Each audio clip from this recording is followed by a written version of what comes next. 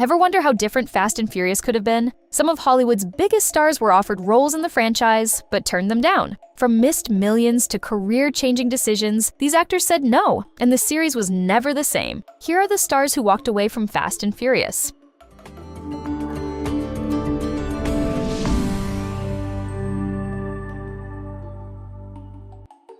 Denzel Washington almost became a Fast and Furious villain, and then walked away. Universal approached him to appear at the end of the 6th film, setting him up as the main antagonist in Furious 7. It would have introduced one of the franchise's biggest stars in a major role, but Washington wasn't interested and turned it down. The part didn't disappear, though. It eventually went to Jason Statham instead. At the same time, Washington was busy starring in Fences, The Equalizer, and The Magnificent Seven, continuing his own path while the Fast saga moved forward without him.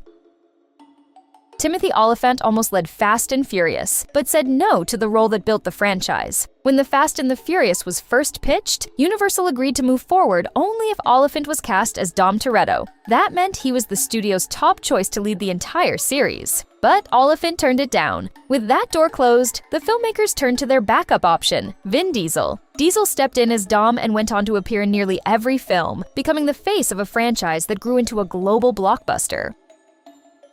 David Tennant nearly became a Fast and Furious villain, and then disappeared from the lineup. He was in talks with director Justin Lin for a major role in Fast and Furious 6, potentially stepping in as one of the franchise's key antagonists. While the exact role was never confirmed, it was likely tied to the Shaw brothers, characters that ultimately went to Luke Evans and Jason Statham. For unknown reasons, Tennant moved on to other projects and the opportunity slipped away. The franchise still got its villains, but Tennant's version never made it to the screen. Vin Diesel turned down $25 million to return to Fast and Furious and walked away from his own franchise. After the success of the first film, he was offered a massive payday to star in Too Fast, Too Furious. But Diesel didn't like the script or the direction the sequel was taking. He believed it wasn't continuing the original story and felt it was focused on capitalizing on the brand instead. So he said no, stepping away despite the huge offer. He would later return in future installments, but for that sequel, he chose not to come back.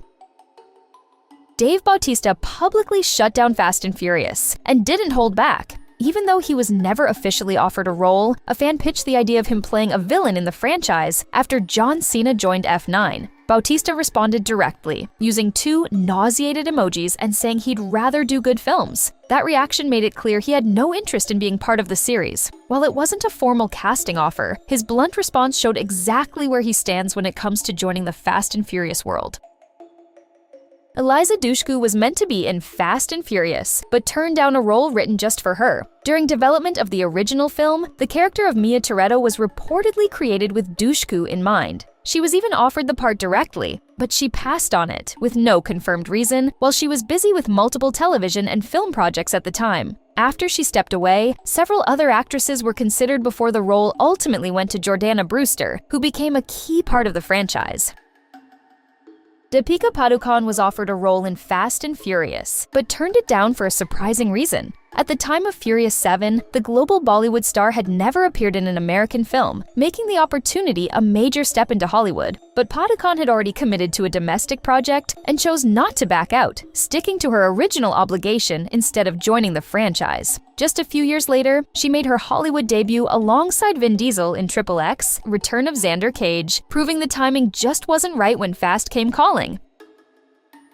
Ja Rule could have been a Fast and Furious mainstay, but one decision changed everything. After appearing in a small role as Edwin in the first film, he was offered a chance to return in the sequel and become a bigger part of the franchise. But he turned it down, even passing on a $500,000 payday. The role didn't stay empty for long. It was reworked and given to Ludacris instead, who went on to appear in more than half of the Fast and Furious movies. One missed opportunity completely reshaped who became a familiar face in the series.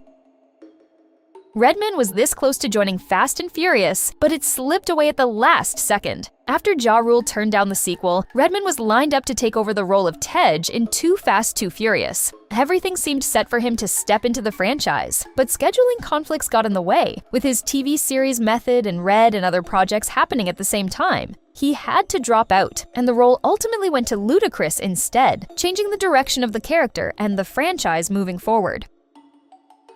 Eminem turned down Fast and Furious, not once, but twice, and both became huge moments without him. He was first offered the role of Brian O'Connor in the original film, but couldn't take it because he was developing 8 Mile and needed to stay available. The role then went to Paul Walker. Years later, he was approached again, this time to contribute a song for Furious 7. But he passed again due to his involvement with Southpaw and not wanting competing tracks. That song, See You Again, which went on to top the Billboard Hot 100 for weeks.